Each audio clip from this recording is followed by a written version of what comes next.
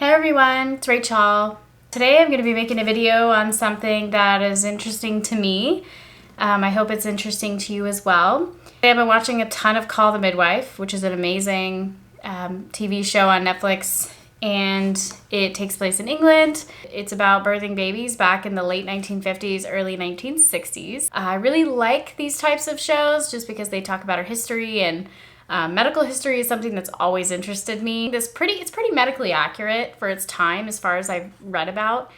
So it's interesting. I'm like, dang, they have little to no information on basic baby birthing information, and medications were new.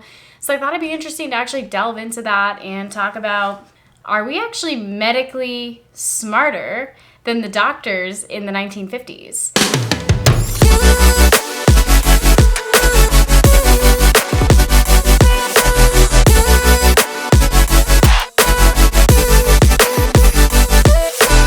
So let's talk about the doctors in the 50s, right? These were people that came back from World War II.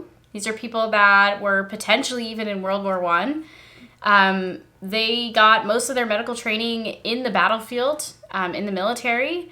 So we had a lot of people come back from the military with medical experience, and they wanted to continue that. So they did. They came back. They started training in hospitals with regular doctors, and they became doctors. They didn't really need to go to medical school since they had so much military medical training. So a lot of the doctors back then were needed, right, during World War II.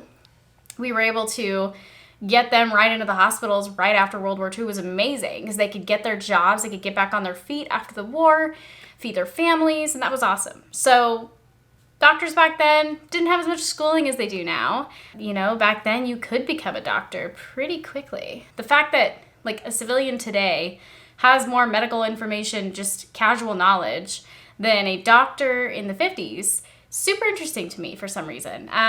Maybe all of you may not agree with that, but I think it's super cool, the fact that medical technology and information has come so far that we could literally have potentially had a doctor's degree back in the 50s. I think that's super cool. So I'm going to jump into that and see if that's even true. First order of business, something I thought, okay, what do we know now? Just regular person knows now that a doctor in the 50s had no clue, okay? The first thing that comes to mind is cigarettes. Cigarettes back in the 1950s, 1940s were actually prescribed by doctors for a multitude of reasons. It could be anxiety, it could be depression. Some women after having children were given cigarettes because of the stress of being a stay-at-home mom. The war was putting stress on people, PTSD after the war, so cigarettes were prescribed for tons of reasons. So in the 50s, I would say the doctors did not know just how dangerous cigarettes were and the cancer links. Actually, in the 50s is when that link to cancer started becoming like a big issue. People were starting to learn about it. The tobacco industry essentially shut those down and called them rumors and said that no, there's no proven link to cancer from our products. These are all just a bunch of crazy people saying this. And yeah, so the tobacco industry was desperate to keep making their millions a year, and they told people it was fake. It is interesting how the tobacco industry nowadays, you know, they have to have that cancer information on packs of cigarettes. It's a loss. It's amazing to see how far we've come, and the fact that the typical civilian in the US knows that cigarettes cause cancer. And back in the 50s, doctors were prescribing them for things like cancer. So it was interesting to see that information, the way that it came about, and now we just know off the top of our head something that the doctors in the 50s had no clue about. So back in the 50s, this new medication came out. They are called tranquilizers. We know them today as medications such as Xanax, any benzodiazepine, something that makes us calm when we have anxiety. But back then we called them tranquilizers instead of anti-anxiety meds. They're pretty similar to what we use nowadays. Those medications back then were very high dosage.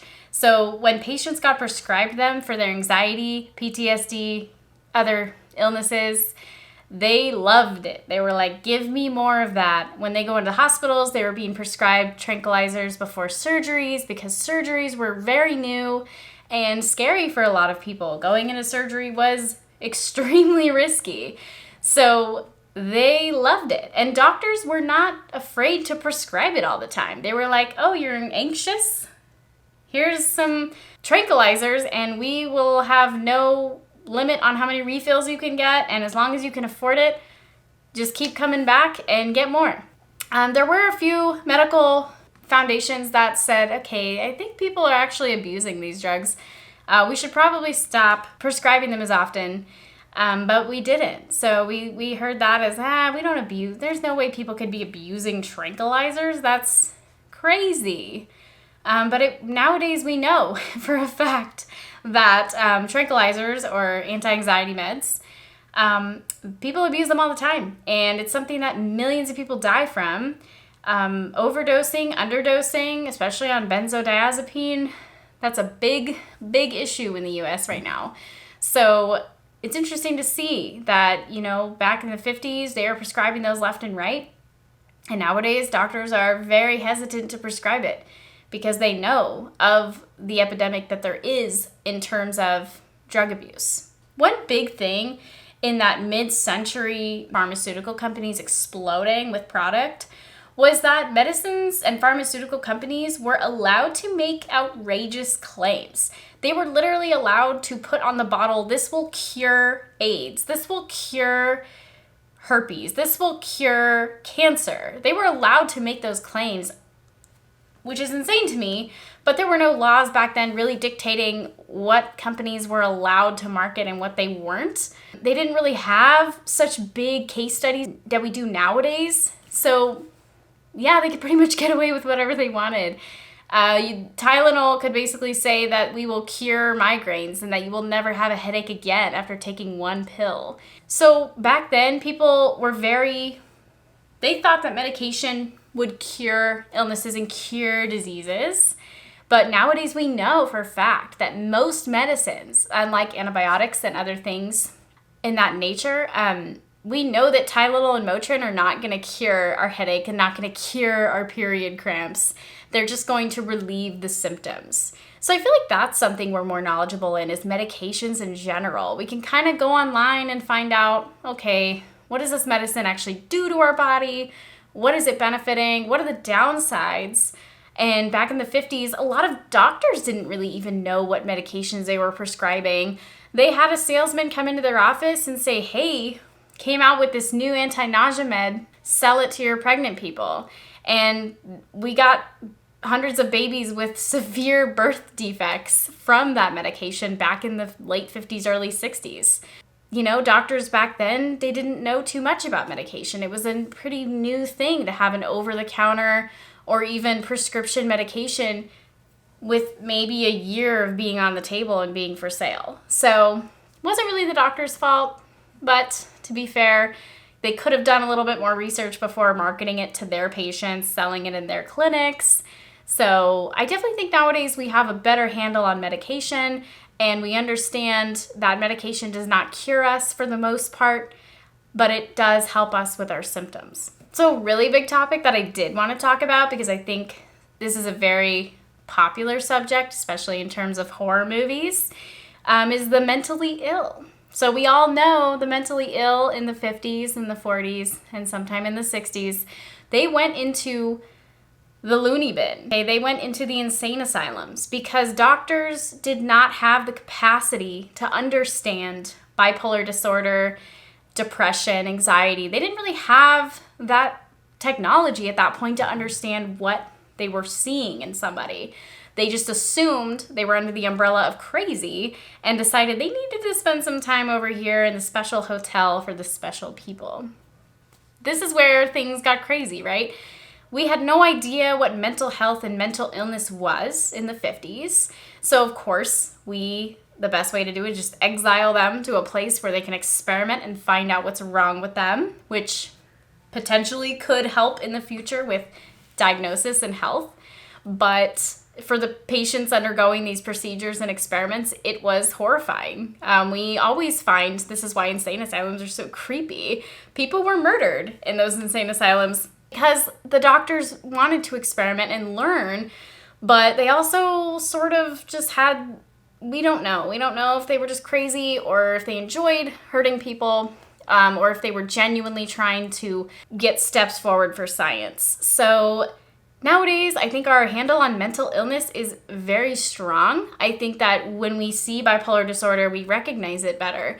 When we see anxiety, we see depression, suicide, we recognize those illnesses as more normal. So I do think that we know more in terms of mental health than a 1950s doctor did. Like I said, in the 50s, if you were a doctor and you got a mental patient, you would send him right on over to the insane asylum in the other town, because that is not somebody that you wanted to be treating, not good look for your clinic. And yeah, it just was different times back then. So I think nowadays the average person definitely has more understanding of mental illness than a 50s doctor did. So when medical miracles happen, they pop up in the news. They're going to be all over Facebook, all over Instagram. They're going to be all over your TV screens. Medical miracles in the 1950s, there weren't many. They did not happen all the time, so they were huge when they did happen. There was one in 1955. Dwight D. Eisenhower, the 34th president of the United States, suffered a major heart attack, and he survived. So this was news headlines for weeks. Everyone was talking about it. Everybody knew about it. Why was this such a big ordeal? Well, in the 50s, when you suffered a heart attack, your likelihood of surviving was like 50-50. It was awful. Many people just died, and many people actually didn't even know that it was a heart attack that killed their loved one. It's amazing that we see this is a miracle going all over the news. To us, that seems crazy. Like, my uncle had a heart attack. He survived. He's fine. But in the 50s, that was huge. These days, we're so much more well-equipped as a regular citizen because we can take a CPR class. We can become CPR certified. Just anybody. And you could save someone that's having a heart attack. We know how to address heart attacks in public situations. So we know that if someone falls down, suffering a heart attack, we know the symptoms, we know the signs, and we know how to deliver life-saving things to this person so they don't die. This is something that nobody in the 50s knew, and doctors knew CPR sort of in the 50s. They had their own version of CPR. It was nowhere near as amazing as it is today. So I definitely think that in terms of heart attacks and other life-saving procedures, we are well equipped. We are way more equipped than a doctor in the 50s was. They relied on the doctors in the hospitals to really do most of that heavy lifting. So in the 1950s, there was still an issue in the medical field that was kind of known as doctor knows best. Patients did not sign consent forms. They did not go over their options with the doctor, with their family. They did not really get a chance to make their own decisions when they were in the hospital. If you suffered a heart attack and you needed some crazy surgery to repair the aorta, to repair anything, they would just do it if they felt that it was worth it. They didn't really ask, they didn't go over the risks with you. They didn't go over the potentials. They didn't ask your family what they thought if you were unconscious in the hospital. They just made the decisions. They did not ask the next of kin, what do we do here? Do you want to pull the plug? Do you want to keep them going? Should we perform this risky surgery? It was just done. Many people actually liked this because at this point, there was no CT machines. There was no MRI machines. The doctors were going off of their gut feeling for the most part. If they didn't know if your leg was broken, they just had to take what they felt and what they saw before making any decisions. So a patient definitely did not know as much as a doctor did. So in these times, it was sort of necessary, and this is a controversial subject. Yes, we want patients to have their choices, but in the 1950s, really nobody knew anything about their bodies. They didn't know how things functioned, and they didn't know what was the right choice anyway. Nowadays, we have so much information. The doctors show us our CT scans. They point to the tumors. They point to the damaged ligaments and bones, and they say, here's our plan. What do you want to do? And they do give us some options, but it's because they know for a fact that what they're looking at, they can share that with you. So it's a little bit controversial. Some people still actually believe in Doctor Knows Best, and it is still something that we battle with all the time in the medical field. Doctor Knows Best. Some doctors just feel that way and they decide you don't need the surgery because I don't think you need it. And this is why it's so important to have a health advocate or to be your own health advocate, because there are situations where doctors really do feel like they call the shots, and this is your life. And in the US today, you are allowed to make those decisions. So just remember that. Back in the 50s, doctors called the shots. You didn't even know what surgery you had when you came out of the hospital half the time. You were so drugged up, you don't remember anything. And did they take your appendix out? We don't know, but you're good now. So goodbye, you can go home. So yeah, I think today we know way more about our bodies. We have the information to consent to things and to say no to things. Now, there were a few things that I looked up because I was interested to see how they were sort of talked about in the 50s. Maybe not just doctors, but people in general. The one that really stuck out to me was menstruation, because I think that, well, I know for a fact that it was sort of a taboo subject back in the mid-century. I do remember my grandma talking about it and saying that it was kind of like something you wanted to hide. You didn't want people knowing that you were on your period. Yeah, let's talk about menstruation and how that has changed. So it was taught in school, just like any school I think we go to now, where they have that little video you watch and you talk about your body and how maturing happens and what happens during puberty. Yeah, it was pretty similar to that. I did happen upon a video. It was pretty horrific. It was 10 minutes long. Disney, okay, the animators Disney, collabed with Kotex, which is a very popular brand now. It was the most popular hygiene product brand in the 50s. They were like one of the only brands around, and Tampax was around as well. Kotex and Disney collabed. They made a video talking about menstruation. It is horrifying. The first 4 minutes of it are body anatomy and talking about the pituitary gland. They talk about the maturing hormones. They talk about a few things. And then they go into the ovaries, the uterus, how the egg goes into the uterus and how it gets rid of it if it doesn't make a baby. They don't really talk about how a baby's made, which maybe is for a different video. They just ignore the fact that there's any blood involved. There's no blood. They didn't talk about cramping. They didn't talk about discomfort. All they talked about was emotional wellness and the fact that you're going to want to cry. You're going to want to be sad. You're going to want to be angry, but you don't want to look like you're on your period. So you have to suck it up and you have to go about your day and you have to pretend that everything's fine. Another recommendation they had in their video was do not take hot or cold showers. They didn't say why. They just said avoid them at all costs. They told us not to slouch. So no slouching, because your organs do not function well when you're slouching. Therefore, your uterus will not be able to do its job correctly if you're slouching. So that's an interesting fact. I don't know how true that is.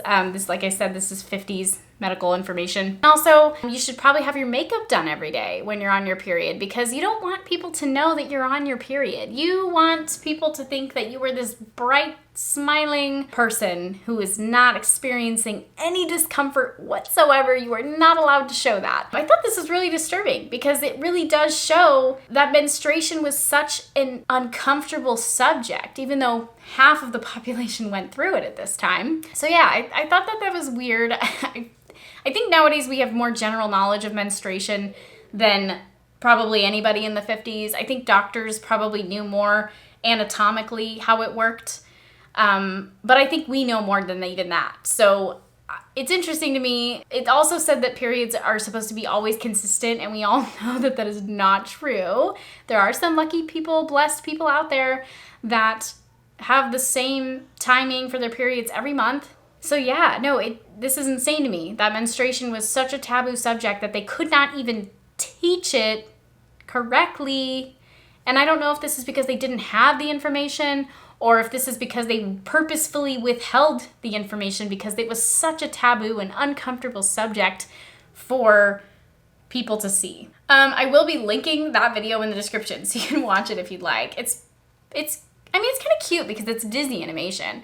But it's slightly horrifying because imagine being a 12, 13-year-old in the beginning of puberty and watching this and trying to process how awful is my life going to be if I have to do this every month and I have to pretend that nothing is wrong. I mean, it's just really messed up to me. So to close out this whole video, what did we learn? Are we smarter than doctors in the 50s?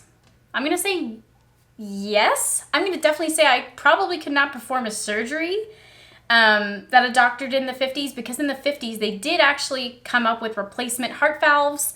They were able to stop the blood flow during a surgery, which is something they never were able to do before.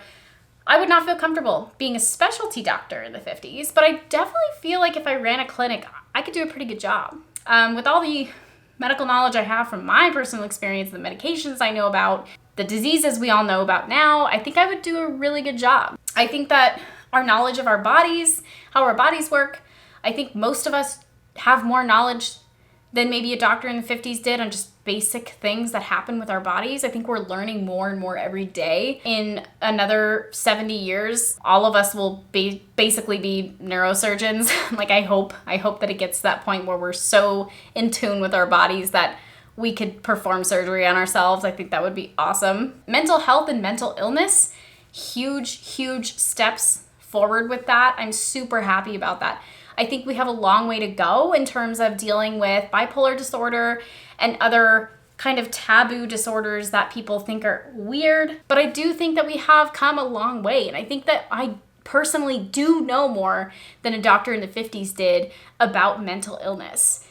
Not only because I've dealt with it myself, but because I know so many people that have. And I think generally we know medication, it can be dangerous now. I think in the 50s, medication was so fun and so new and magical that no one really cared to know if it was dangerous or cared too much to see what the adverse reactions could be.